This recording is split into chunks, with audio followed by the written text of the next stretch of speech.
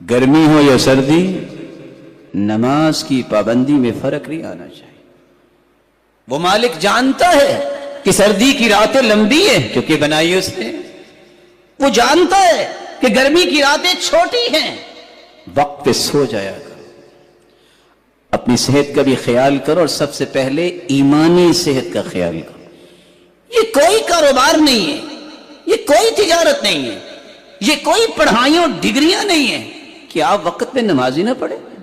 اس قرآن حفظ کرنے کا, یہ آپ 10 ڈگریاں اپنے دامن میں سمیٹنے کا کوئی فائدہ نہیں ہے کہ آپ کو وقت پہ نماز پڑھنا ہی نصیب نہ ہو.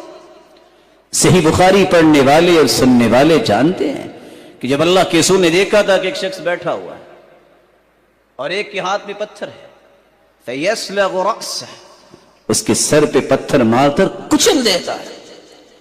جبریل امین سے پوچھا یہ کون ہے؟ کہا هَذَا الَّذِي يَأْخُذُ الْقُرْآنَ وَيَرْفُضَهُ وَيَنَامُ عَنِ الصَّلَاةِ الْمَكْتُوبَةِ. یہ وہ ہے جو پڑھتا تو قرآن تھا لیکن نماز کے وقت سویا ہوتا تھا.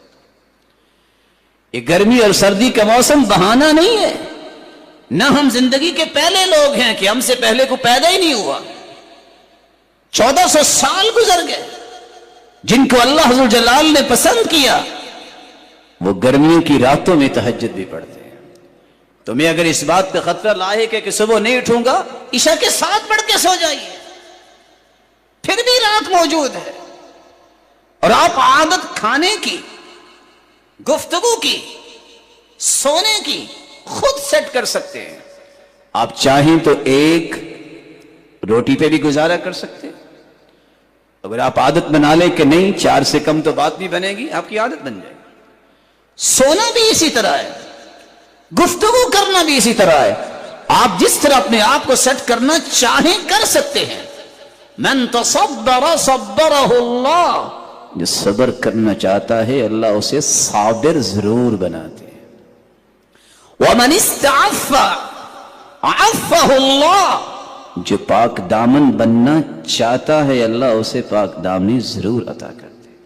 ومن استغنى اغناہ اللہ, جو غنی بننا چاہتا ہے اللہ اسے لوگوں سے مستغنی ضرور کرتا ہے. یہ اس کے وعدے ہیں جو اللہ کے رسول کی زبان اطہر سے ہم تک پہنچے ہیں, جس سے بڑی صداقت دنیا میں اللہ نے بھیجی کوئی نہیں.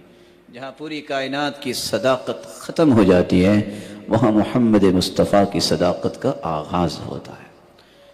تو چوتھا کام, نمازوں کی پابندی کیجیے. رسول اللہ